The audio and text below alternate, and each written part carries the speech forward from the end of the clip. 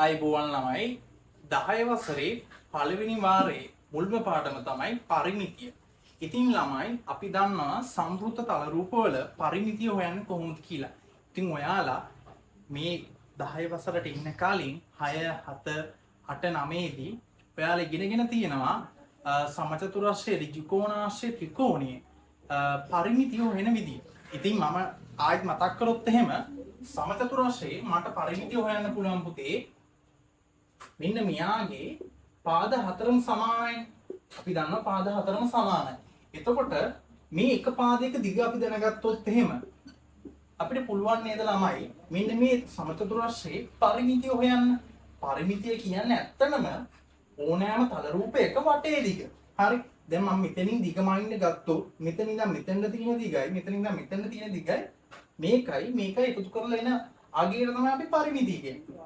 මේ සමචතුරස්‍රයේ පරිමිතිය මට ගන්න පුළුවන් ලියා ගන්න පුළුවන් නේද 4 වැඩි කිරීමයි a කියලා අදහස් කරේ පැත්තක දිග. සමචතුරස්‍රයේ පාදයක දිග තමයි සිම්පල් a කියලා මම අදහස් කරේ. එතකොට මට මේ විදිහට උත්තරේ ගන්න පුළුවන් පරිමිතිය.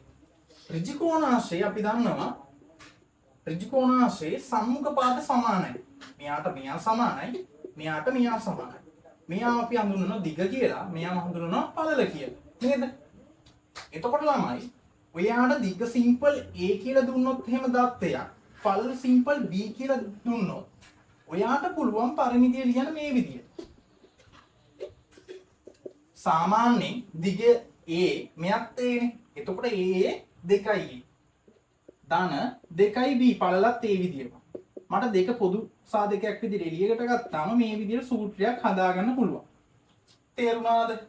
එතකොට ඍජුකෝණාශ්‍රයක පරිමිතියයි සමචතුරස්‍රයේ පරිමිතියයි හොයන ආකාරය ඔයාලා කුඩා පන්ති වලදී ඉගෙන ගන්න තියෙනවා. හරි. එතකොට ත්‍රිකෝණයක පරිමිතිය හොයන්නේ දැන් අපි ගත්තොත් එහෙම පාද තුනම සමාන ත්‍රිකෝණයක් තියෙනවා. හරි. එක පාදයක දිග සිම්පල් a කියලා දුන්නොත් එහෙම මේ ත්‍රිකෝණේ පරිමිතිය වෙන්නේ මොකක්ද පුතේ? 3 මාරයක් a. a කියන්නේ එක ත්‍රිකෝණයක පාදයක දිග. හරි. ඉතින් එහෙනම් ඔයාලට මේ කොටස මතක් වෙන්නේ නැති කියලා මම හිතනවා. එහෙනම් අපි ඊළඟ වීඩියෝ එකෙන් මම කතා කරන්න යන්නේ ඔයාලට ඊළඟට අපි ඉගෙන ගන්නවා 9 වසරේදී වෘත්තයක පරිමිතිය හොයන ආකාරය. ළමයි වෘත්තයක් කියන්නේ ඒ වෘත්තේ කේන්ද්‍රයක් තියෙනවා. මේ කේන්ද්‍රයේ අංශක 360කින් වෘත්තය ඇඳෙන්නේ. එතකොට මට මෙන්න මේ වෘත්තයේ අපි වෘත්තයේ වටේ දිගට අපි කියන්නේ පරිමිතිය නෙමෙයි පරිධිය. වෘත්තයේ වටේ දිගට අපි කියන්නේ පරිධිය. පරිධිය සමානයි ළමයි 2πr. ඔයාලට දැන් මතක ඇති 5 කියන අගය අපි ගන්නවා ආසන්න වශයෙන් 22 බෙදීම 7 කියලා. හරි.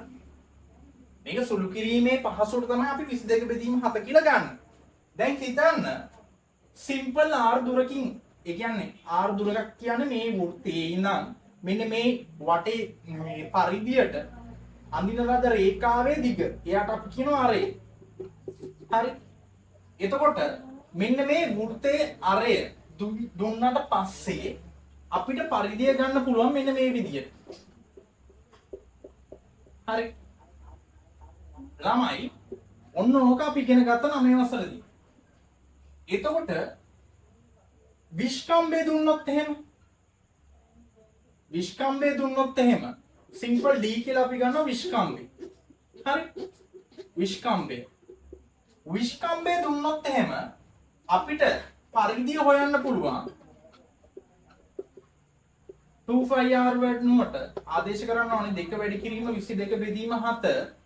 ළමයි r වෙනුවට ආදේශ කරන්න ඕනේ d බෙදීම 2. මොකද අරය වගේ දෙගුණයක් තමයි විස්කම්බය කියන්නේ. එතකොට අපි r වෙනුවට ආදේශ කරන්න ඕනේ d බෙදීම 2. එතකොට මම මෙතනට d බෙදීම 2 ආදේශ කරාට පස්සේ මෙන්න මේ දෙකට මෙන්න මේ දෙක කපන්න පුළුවන්. එතකොට ළමයි විස්කම්බය ඇසුරින් මට පරිධියට සූත්‍රයක් එනවා 5d කියලා. හරි. ඔන්න ඕක මම 9 වසරේදී ඔයාලට උගන්වලා තියෙනවා. එතකොට 9 වසරේ වෘත්තයක පරිධිය හොයන ආකාරය අපි කතා කරලා තියෙනවා. එහෙනම් මෙන්න මේ මාතෘකාව ටිකක් මතක් කරගන්න. මේ වීඩියෝ එකෙන් කතා කරා ළමයි වෘත්තයක පරිධිය හොයන සූත්‍ර දෙක. දැන් අපි කතා කරගෙන යන්නේ වෘත්තයක අපිට කපා ගන්න පුළුවන් කොටස් මොනවද? ළමයි වෘත්තයක් කියන්නේ අංශක 360කින් යුක්ත ප්‍රදේශයක්නේ. එතකොට මට පුළුවන් තීට කෝණයකින් කේන්ද්‍රික ඛණ්ඩයක් කපා ගන්න. අපි මෙන්න මෙයාට අපි 8 වසරේදී ඉගෙන ගන්නවා මෙන්න මේ ඛණ්ඩයට තීට කෝණයකින් කපන්න පුළුවන් ඛණ්ඩයට අපි කියනවා කේන්ද්‍රික ඛණ්ඩය කියලා. හරි. මෙන්න මේ කේන්ද්‍රික ඛණ්ඩය කියලා කියනවා අපි මෙයාට. මේ කේන්ද්‍රික ඛණ්ඩේ ළමයි මෙන්න මේ චාප දිග. මෙන්න මේ චාපේ දිග මට හොයන්න සූත්‍රයක් නිර්මාණය කරගන්න ඕනේ. තීට කෝණයකින් කපාගත්ත කේන්ද්‍රික ඛණ්ඩයක චාප දිග හොයන්න මට ලියා ගන්න පුළුවන් චාප දිග සමානයි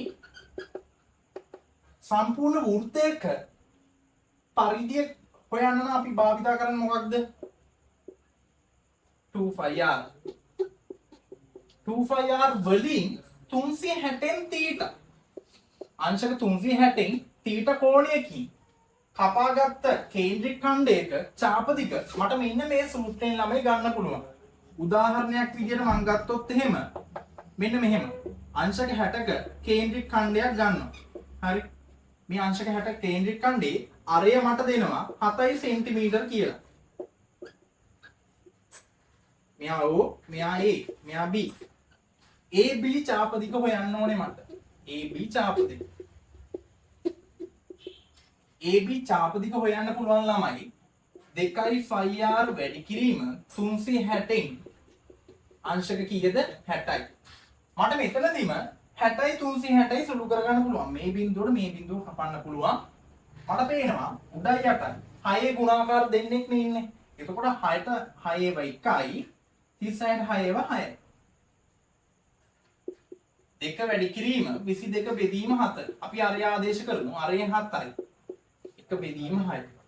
මේ 7ට මේ 7 කපන්න පුළුවන්. යට 7ක්ද උඩ 7ක් කපන්න පුළුවන්. හරි. මට පේනවා දෙකේ ගුණාකාර දෙන්නෙක් පේනවා දෙපැත්තේ.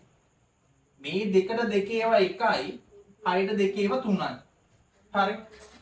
එතකොට ළමයි මට ගන්න පුළුවන් උත්තරේ 22 බෙදීම 3යි සෙන්ටිමීටර් කියලා. හරි. අවසාන පිළිතුර එනවා මෙන්න මේ AB කේන්ද්‍රික ඛණ්ඩේ චාප දිග 22 බෙදීම 3යි සෙන්ටිමීටර් කියලා. අරය 7ක් වෙච්ච අංශක 60ක කෝණයක් තියෙන කේන්ද්‍රික ඛණ්ඩේ චාප දිග 22යි බෙදීම 3 කියලා අපිට ගන්න පුළුවන්. හරි. ඉතින් මෙන්න මේක අපි ඔයාලා මේ වීඩියෝ එකෙන් දැනගන්න ඕනේ.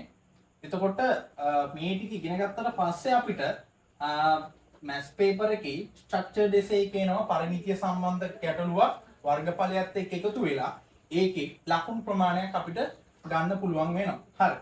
එහෙනම් අපේ YouTube channel එක අනිවාර්යෙන් subscribe කරලා ඔයාලගේ යාළුවන්ටත් මේ channel එක share කරන්න.